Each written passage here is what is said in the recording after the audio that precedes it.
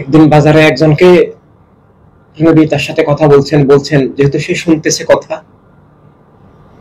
তাকে বুঝাচ্ছেন, তার সাথে সাথে হাঁটছেন, এবং সে বাজার করলো, বাজার করে এরপর সে বাড়ির দিকে আসতেছে। তারপর নবীও তার সাথে সাথে আসতেছেন, যেহেতু সে একটু পজিটিভ ভাব দেখাচ্ছে এবং একটু শুনতেছে কথা, নবী তার সাথে সাথে আসতেছেন। এভাবে যে যদি সে হকে আসে, যদি সে কবুল করে, এই আশায় তাকে শুধু বুঝাচ্ছেন, সেও বিভিন্ন প্রশ্ন করতেছে, নবী বুঝাচ্ছেন। এভাবে শেষ পর্যন্ত নবী তার সাথে তার বাড়িতে চলে আসছেন। সে বাড়িতে ঢুকছে পিছন দিয়ে। তারপর নবী বললেন যে আপনি বাজার রেখে আসেন, আপনার সাথে আরো কথা আছে। কারণ তখন সে কলমা পড়ে নাই, কিন্তু পজিটিভ ভাব দেখাচ্ছে। এবং সে বলে যে হ্যাঁ, আপনি দাঁড়ান, আমি ফ্যামিলিতে ঘরে বাজার দিয়ে এসে আপনার সাথে আবার কথা শুনবো। কিন্তু হয়ে গেল কি, সে ভিতরে গিয়ে ভুলে গেছে। নবী যে পিছন দিয়ে বাড়িতে দাঁড়িয়ে আছেন, দাঁড় করিয়ে আসছে, ভুলে গেছে। সে অন্য কাজে ব্যস্ত হয়ে গেছে, তার ফ্যামিলির কি বিভিন্ন কাজে ব্যস্ত হয়ে গেছে, ভুলে গেছে। এভাবে দিন চলে গেল, রাত চলে গেল, সে আসে না। এভাবে 3 দিন চলে গেছে, 3 দিন। তারপর তার হঠাৎ মনে পড়ছে, আমি সে বাড়ির পিছনে আসছে, দেখি নবী ঠিক সেখানে একটা মানুষকে ইমানদার বানানোর জন্য এত কষ্ট। তারপর আপনি চলে যেতেন, আমি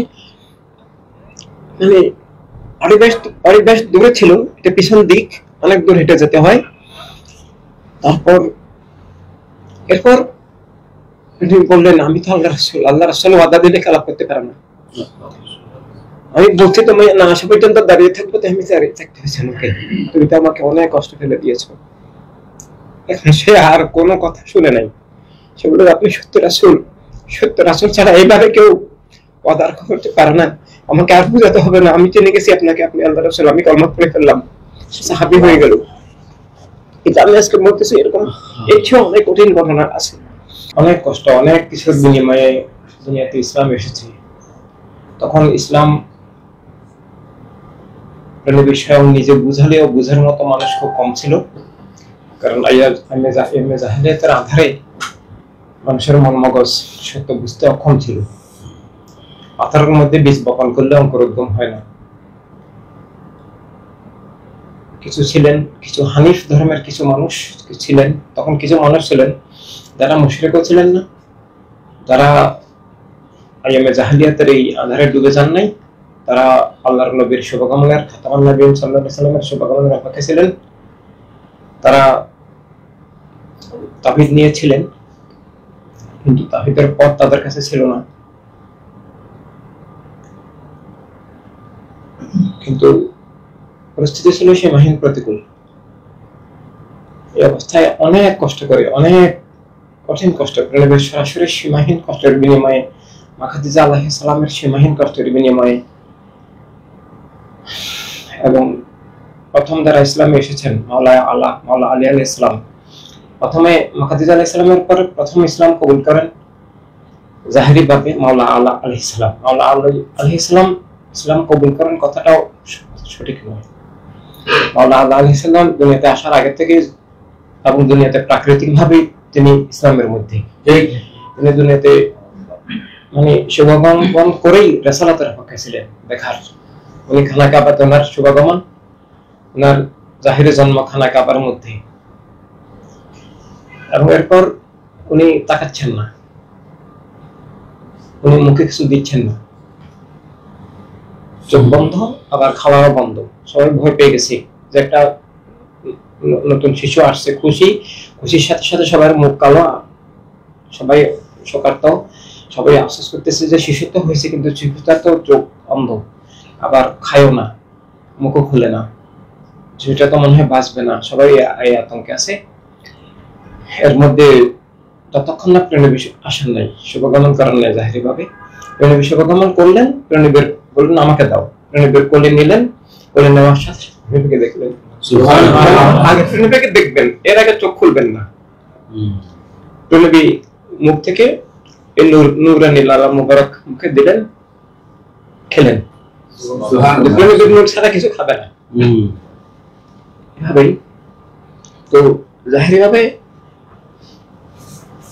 যখন প্রেমিক ইসলামের প্রচার প্রকাশ শুরু করলেন, এর আগে প্রেমিকের সাথে তিনি নামাজ পড়তেন খাদিজা আলাইহিস সালাম সহ। এভাবে জাহিরি ভাবে যখন ইসলাম সরাসরি কোরআনে পাক নাযিল হলো, লাইলাতুল কদরে ইসলামের প্রচার শুরু হলো, কলেমার আহ্বান শুরু হলো, মানে পুরুষদের মধ্যে প্রথম মাওলা আলী আলাইহিস সালাম ইসলাম গ্রহণ করেন। এর আগে মাদের মধ্যে মা খাদিজা আলাইহিস সালাম প্রথম গ্রহণ করেন। আবু বকর সিদ্দিক রাদিয়াল্লাহু তাআলা সেই টাইমে, সেই মুহূর্তে সিরিয়া ছিলেন। তিনি তাড়াতাড়ি চলে এসেছেন এবং এসে তিনি ইসলাম সাক্ষ্য দিলেন যে তিনি আল্লাহ রাসূল। আল্লাহকে তো আগেই এমনি সবাই জানতো, কিন্তু রাসূলাত বিশ্বাস করতো না, বুঝতো না, চিনতো না, তাই রাসূলাত ছাড়া আল্লাহর বন্ধন হতো না। এরপর থেকে পরিস্থিতি পাল্টে গেল, এরপর থেকে পরিস্থিতি মারাত্মক প্রতিকূল হয়ে গেল, সবাই শত্রু হয়ে গেল, সবাই বিরুদ্ধে চলে গেল, হামলা শুরু করলো। এর মধ্যে যাদের হৃদয় মন ভালো, যারা প্রথম ইসলামে এসেছেন, বেলাল রাদিয়াল্লাহু তাআলা আনহু, হযরত ইয়াসির রাদিয়াল্লাহু তাআলা আনহু, মা সুমাইয়া রাদিয়াল্লাহু তাআলা আনহা, এভাবে আমার বিন ইয়াসির রাদিয়াল্লাহু তাআলা আনহু বলতেছেন, আমি যখন ইসলামে আসি, আমার ফ্যামিলি, আমরা তিনজন, আমার বাবা মা আমি, তখন মুসলমানের সংখ্যা মাত্র 7 জন, আমরা তিনজন মিলে 10 জন হলো। তো এভাবে আসার পর কি হলো? আসার পর আমার রাদিয়াল্লাহু তাআলাকে হত্যা করা হলো, ইসা রাদিয়াল্লাহু তাআলাকে হত্যা করা হলো, এই প্রথম শহীদ। এবং এর আগেই তার ওয়াইফ অর্থাৎ আম্মার বিন রাদিয়াল্লাহু তাআলা মা সুমাইয়া আলাইহিস সালামকে, মা সুমাইয়া রাদিয়াল্লাহু তাআলাকে হত্যা করা হলো, খুব নির্মমভাবে, খুব মর্মান্তিক ভাবে, খুব অপমানজনক ভাবে হত্যা করা হলো। তো বেলাল রাদিয়াল্লাহু তাআলা এর উপর অত্যাচার চললো। আর যারা প্রথমে ইসলাম কবুল করেছেন, আওয়ালিন, সীমাহীন কষ্ট দিল, কিন্তু কেউ পিছান নাই। যারা আল্লাহর হাবিবকে সত্য রাসূল হিসাবে বুঝে গেলেন, সত্য দিন পেয়ে গেলেন, কলেমা পেয়ে গেলেন, কোরআনে পাকের যতটুকু তখন নাজিল হলো আর কি, তখন তো মাত্র কয়েকটা আয়াত, কয়েকটা সূরা নাজিল হচ্ছে, মাত্র শুরু। কেউ পিছান নাই, কেউ ভয়ে পালিয়ে যান নাই, বরং যাদের হৃদয় মন সুন্দর, যারা বুঝতে পেরেছেন, যাদের মন মগজের উপর থেকে হিজাব চলে গেছে, তারা আল্লাহ হাবিবকে আঁকড়িয়ে ধরলেন, আল্লাহ হাবিবের জন্য জীবন উৎসর্গ করলেন। একটাই মিশন জীবন, যে আমরা ইসলামকে কায়েম করব। আমরা তখনও খ্রিস্টান ধর্মের নামে বিকৃতি ছিল, ইহুদি ধর্মের নামে বিকৃতি ছিল, মুশরিকরা তো ছিলই, মানে বস্তুবাদ তো ছিলই, সবগুলোই বস্তুবাদ ছিল। আইএমএ জাহেলিয়াত, আরো অনেক ধরনের অনাচার, সামাজিক ভাবে খুনজুলুম ভাবে গোত্রবাদ প্রচন্ড ভাবে ছিল, যুদ্ধ বিগ্রহ, খুন খারাপি, অত্যাচার, জুলুম, পাশবতা, অনৈতিকতা এবং মানে যত ধরনের অপরাধ, অন্যায়, জুলুম সবগুলো তো ছিল। এবং সে ভিত্তিক একটা সমাজ, রাষ্ট্র কাঠামো গড়ে উঠছিল। অফিসিয়াল রাষ্ট্রটা তেমন ভাবে বর্তমানের মতো কার্যকর ছিল না, কিন্তু তখনও রোম সাম্রাজ্য ছিল এবং সেখানেও গোত্রবাদী এক ধরনের শাসন ব্যবস্থা ছিল। তো এভাবে মানে এই অবস্থার মধ্যে যখন কলেমা আসলো, তখন প্রচন্ড প্রতিরোধ শুরু হলো। আর নবী তখন কিভাবে একটা মুমিন বানানো যায়, যারা রিয়েল জেনুইন কষ্ট করা নবী, যাদেরকে হকের আহ্বান দেওয়া প্রয়োজন, সবাইকে তো দিতেন, কিন্তু কিছু কিছু ছিল খাস, যাদেরকে বুঝতেন যে ওদের মন মগজে হিজাব থাকলেও, ওরা অন্ধকারে থাকলেও, ওরা যদি সত্য ওদের কলমে পৌঁছে ওরা গ্রহণ করবে।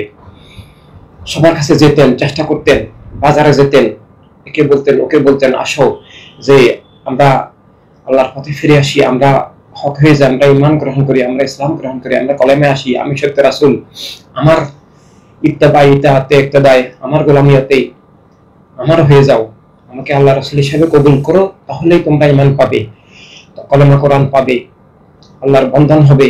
তোমরা এগুলো ত্যাগ করো, এখন যে ধর্মের নামে যা চলছে এগুলো ধর্ম নয়, এবং তোমরা যে পথে চলছে এগুলো ধ্বংস, এগুলো দুনিয়া আখিরাতের ধ্বংস, তোমরা মিথ্যার মধ্যে আছো, তোমরা জাহান্নামে যাবে।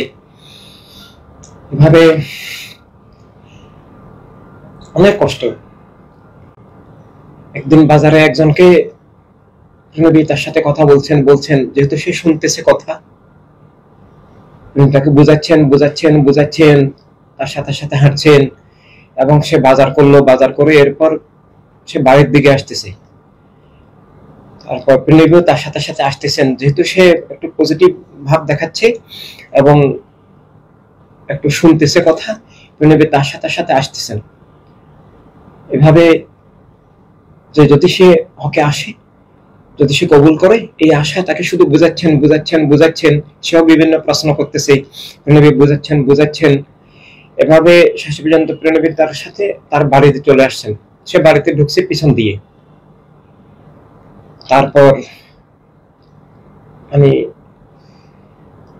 নবী বললেন যে আপনি বাজার রেখে আসেন, আপনার সাথে আরো কথা আছে।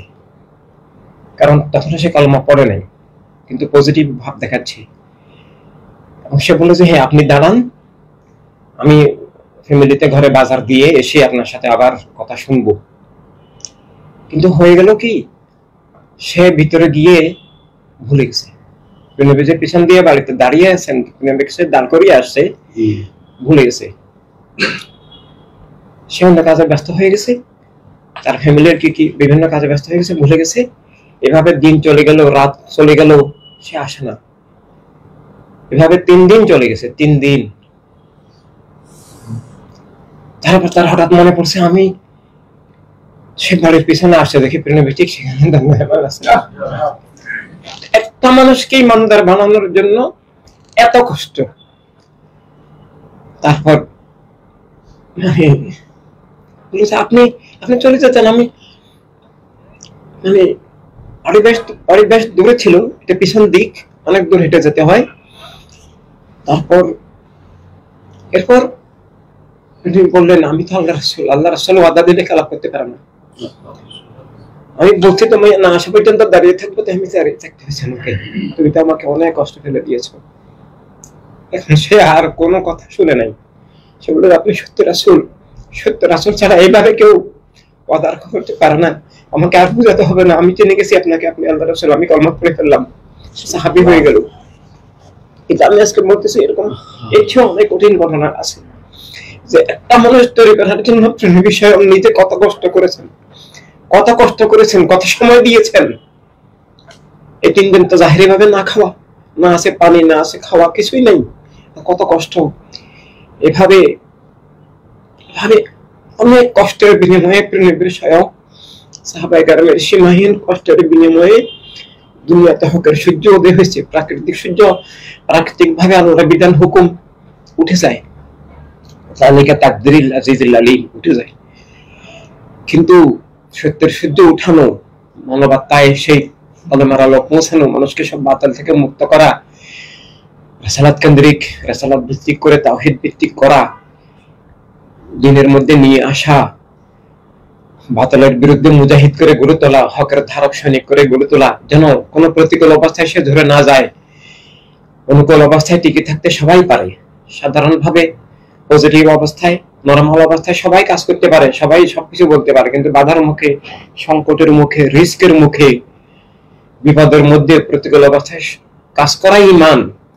নরমাল অবস্থায় কাজ করা ঈমান নয়। আল্লাহ তাআলা কোরআনুল কারীমে এই জন্য সাহাবায়ে কেরামকে 2 ভাগে ভাগ করে বলেছেন যে উলাইকা আযামা দারাজাত লা ইয়াস্তাওয়ী, যে সূরা হাদীদের 10 নম্বর আয়াত শরীফ, যে তোমরা যারা কাবলিল ফাতহে ইসলাম কবুল করেছে, দুঃখের দিনে, সংকটের দিনে, মুসিবতের দিনে, সকল ঝুঁকি মাথায় নিয়ে প্রাণ উৎসর্গ করে যারা সর্বস্ব ত্যাগ করে যারা ইসলামকে প্রতিষ্ঠা করেছে, তাদের সাথে পরবর্তী কারো তুলনা হবে না। মনে হয় উলাইকা আযামা দারাজাত, তারাই কেবল দলিলুল কদর। আমরা দেখেছি আল্লাহ তাআলা কোরআনুল কারীমে বলছেন যে হক সাহাবী, খাঁটি মুমিন সত্যিকারের সাহাবীও যদি হয়, ফাতে মক্কার পরে তিনি দলিলুল কদর হবেন না, তিনি আযামা দারাজাত হবেন না। কিন্তু আমরা দেখি মুয়াবিয়ার নাম, মুয়াবিয়া আলাইহিস লানাতের নাম যেখানে নেওয়া হয় তাকে দলিলুল কদর সাহাবী বলে না, অথচ সে সাহাবী নয়, সে মুসলমানও নয়, সে কাফেরও নয়। শুধু সব কাফের ইসলামের শত্রু না, সব কাফের বাগী না, সব মুনাফিক বাগী না। সে তাকে মুয়াবিয়াকে মুনাফিক বললে, কাফের বললে কম বলা হয়। অনেক কাফের আছে পৃথিবীতে যারা ইসলামের শত্রু না, তাদের কাছে হক পৌঁছে নাই তাই তিনি কুফরিতে আছেন। তিনি ভালো মানুষ হইতে পারেন, হক পৌঁছলে তিনি ঈমান গ্রহণও করতে পারেন, ইসলাম কবুলও করতে পারেন। এভাবে সব কাফের ইসলামের শত্রু না। মুয়াবিয়া ইসলামের চরম শত্রু, এবং শুধু সাধারণ শত্রু নয়, ইসলামের শত্রু বহু আছে। সে প্রতিষ্ঠিত ইসলামকে ধ্বংস করে দিয়েছে।